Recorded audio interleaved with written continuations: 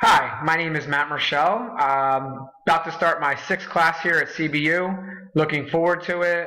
This topic is something that I really enjoy and is important to me. I am currently in my 11th year teaching health and PE. I teach seventh grade right now. I've been at my school for 5 years.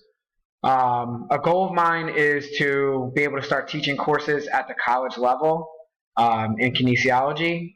Um, some things about me: I have two children, a son who is 6 and a daughter that is 4.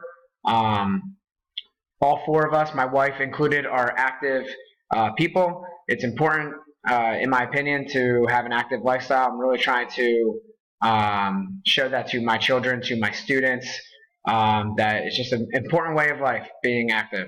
Um, Enjoy spending time with my family.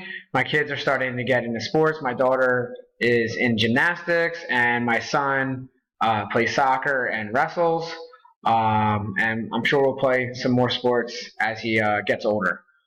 Look forward to starting this class, and I see through introductions some new names, so I look forward to meeting some new people in this course. I just want to say good luck to everyone, and hello.